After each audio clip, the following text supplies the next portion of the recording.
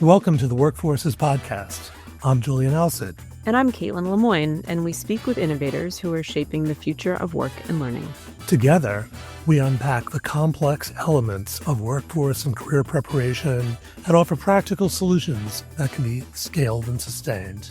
This podcast is an outgrowth of our Workforces consulting practice. Through weekly discussions, we seek to share the trends and themes we see in our work and amplify impactful efforts happening in higher education, industry, and workforce development all across the country. We are grateful to Lumina Foundation for its past support during the initial development and launch of this podcast and invite future sponsors of this effort.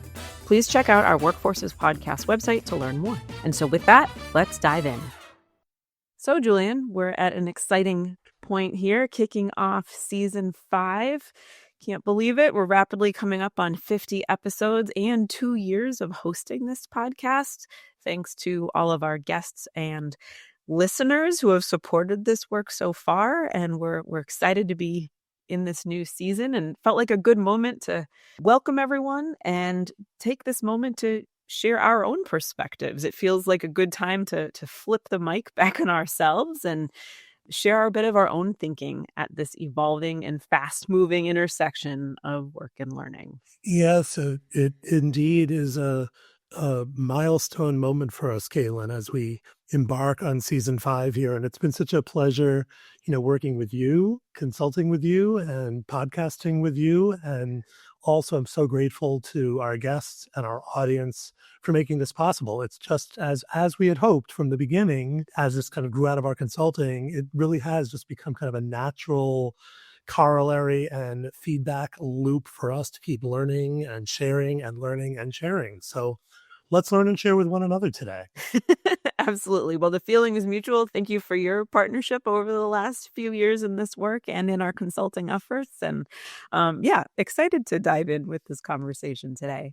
So I guess to kick us off, Julian, given your many years in this space and in the last few years of our work together, how are you seeing the intersection of work and learning changing and evolving? What are you paying attention to? What are you thinking about?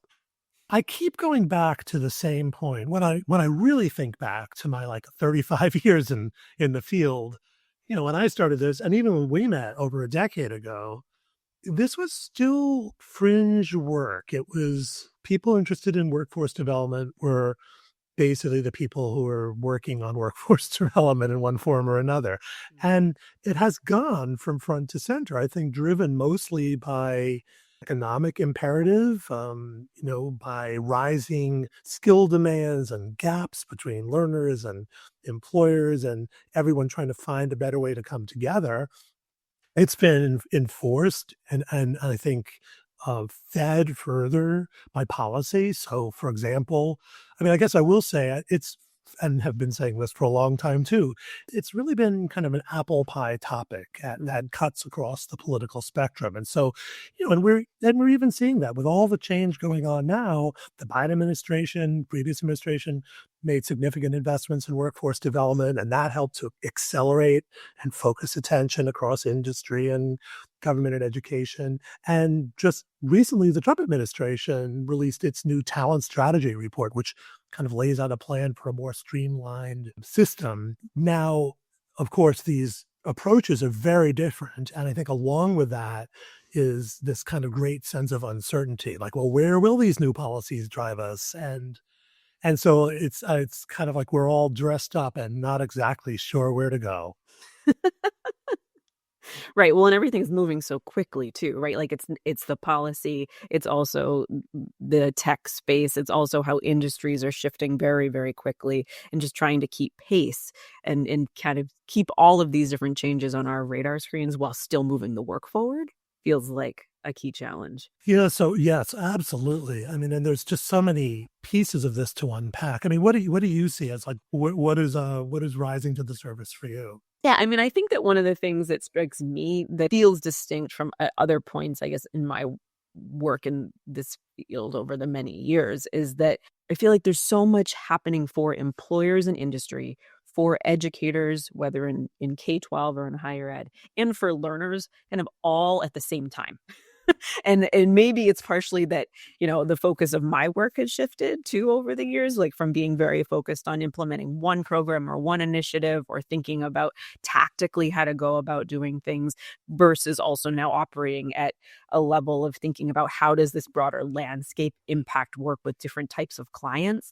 But it just feels like there's so much movement for employers as they think about how to hire and train and recruit the next generation of employees. Then there's the next generation of learners and how we are educating those individuals, whether they're from some of our podcast conversations, right? Like in middle school, or whether they're in higher ed or adult learners who are looking to advance further.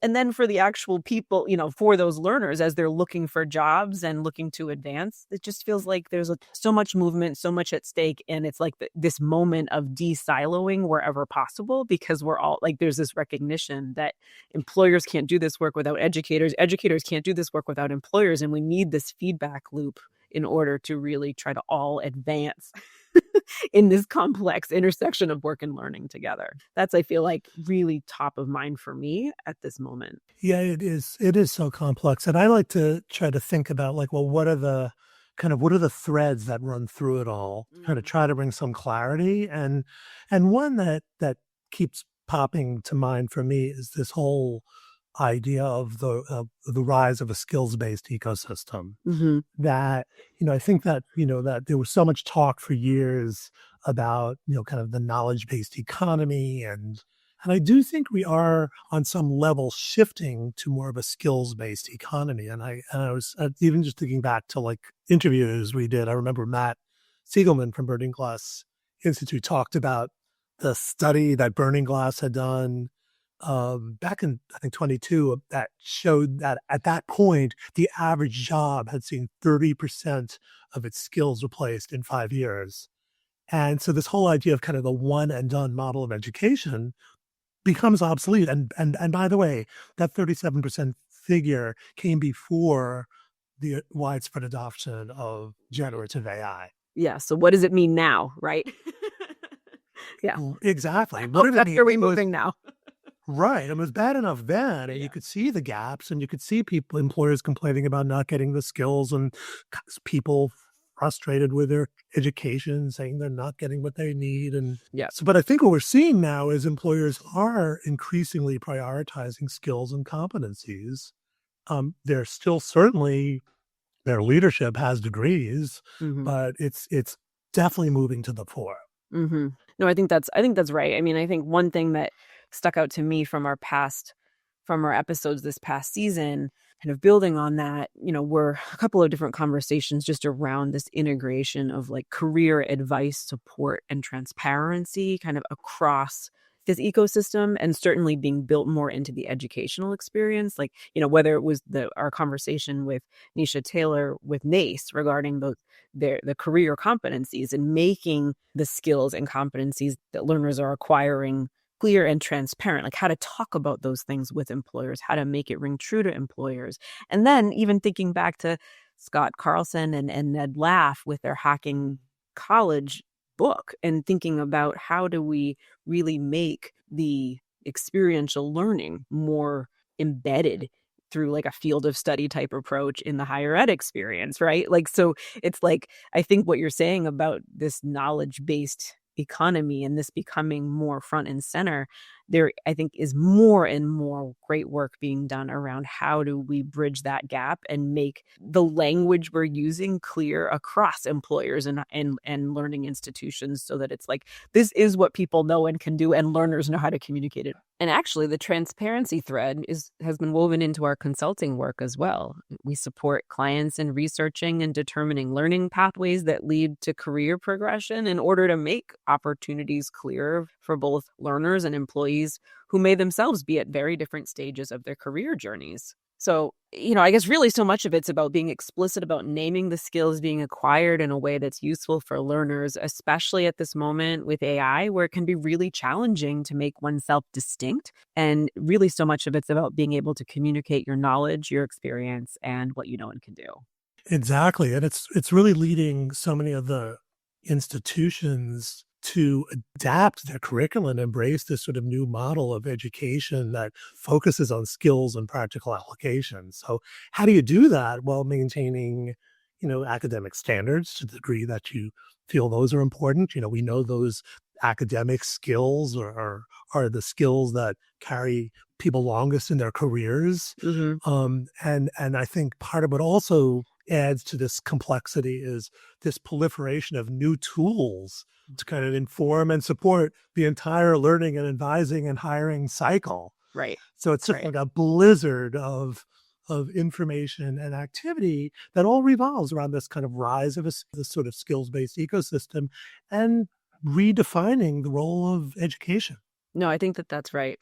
I mean, and it does make me think about like, what does all of this mean for us, like in our consulting work too, right? Like, because I think for all of us, I mean, every time we're on this podcast, right, there's this element of like, how can we be forces in this work? How do we apply this work to our own lives, our own efforts? It feels like it's like we're talking about these big picture challenges and areas of opportunity. And like, as we're talking, it's making me think, well, as we go about our own work, I think one of the things we're trying to do is both drive projects and initiatives forward in collaboration with our clients while also being mindful and aware of this landscape and remaining kind of up to date on what's happening, what's current, right? And like trying to decipher, okay, well, what do we need to pay immediate attention to and what's like a thread to be monitoring, but like we keep the work going, right? Right? Like that feels like a piece of the work that's just now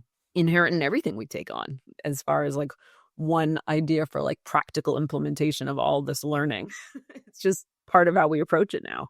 No, for sure. And it's interesting because I think it calls for sort of a level of discipline on our part, as well as our clients or partners, that didn't exist previously. It's just, again, trying to keep the focus on what are we trying to accomplish. So, for example, and that just keeps bringing me back to like, well, what are the things that matter no matter how much is changing that you need to keep the handle on? And one that comes to mind for me, and I look back at last season and thinking about our consulting as well, is the imperative of partnerships and the need for cross-sector collaboration. And, the idea that no one partner can do this alone is way, way too complex. Absolutely. And that's where so much of where our consulting work takes place, as the external partner that helps develop and facilitate these partnerships to ensure stakeholder alignment and a continuous feedback loop that allows different partners to bring their unique vantage points and perspectives to the table,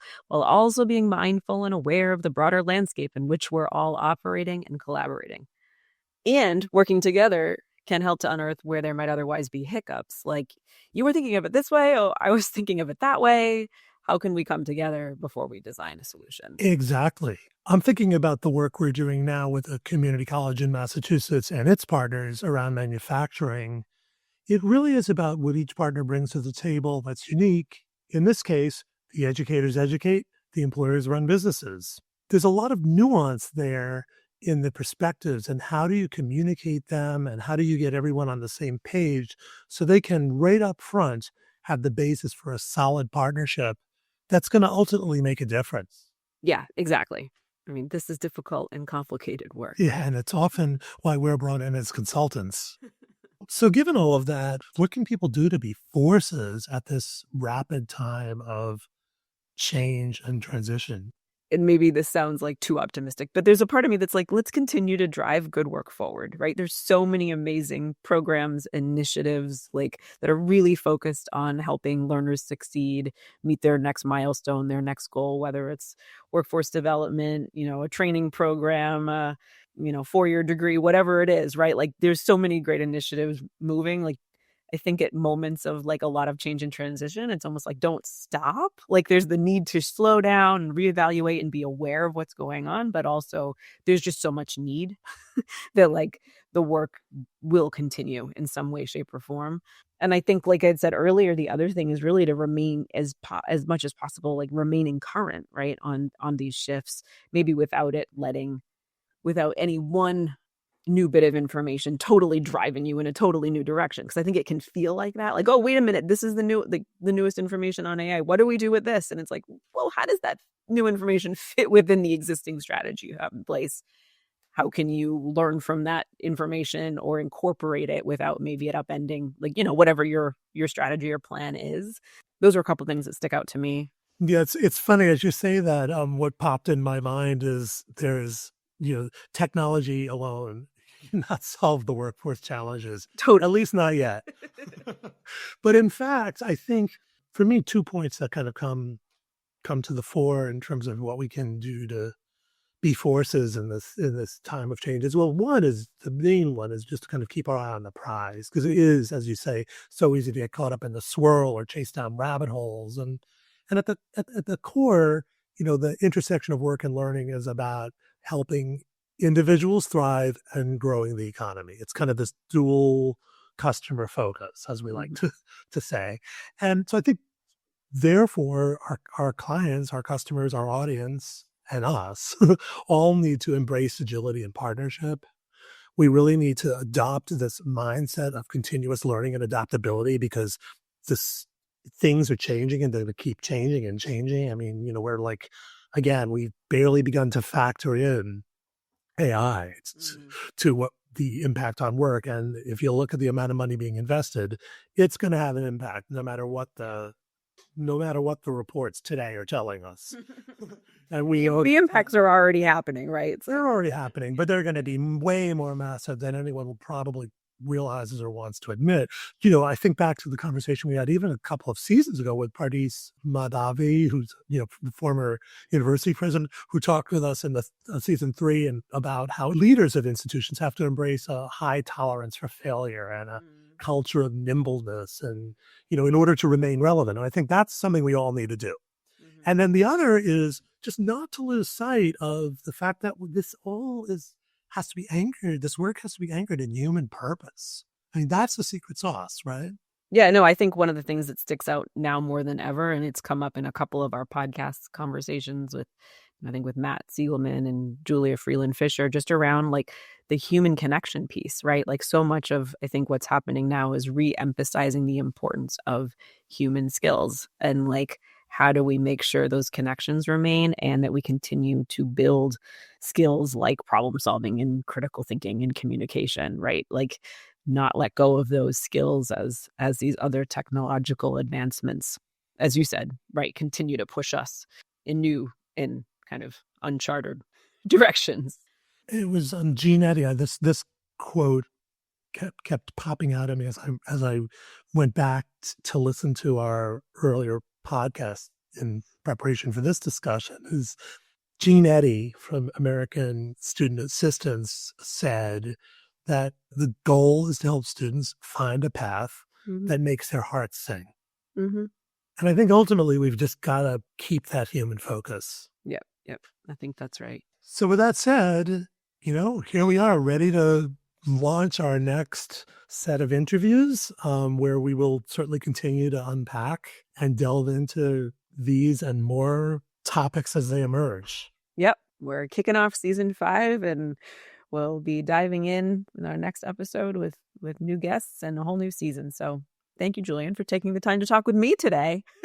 This is great, Kim, and we should definitely do this more often and maybe even dive in a little. People have said to us, our listeners have said they want to learn more about what we do and our views. So there you go. There's a little bit of it, and we'll be back with more. This is a teaser. So look forward to continuing this conversation. Indeed. Thank you all for listening. We'll be back soon. We hope you enjoyed today's conversation and appreciate you tuning in to Workforces. Thank you to our listeners and guests for their ongoing support, and a special thanks to our producer, Dustin Ramsdell.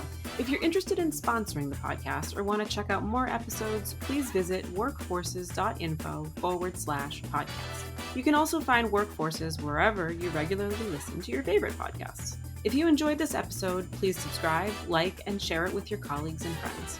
And if you're interested in learning more about Workforces Consulting, please visit workforces.info/consulting for more details about our multi-service practice.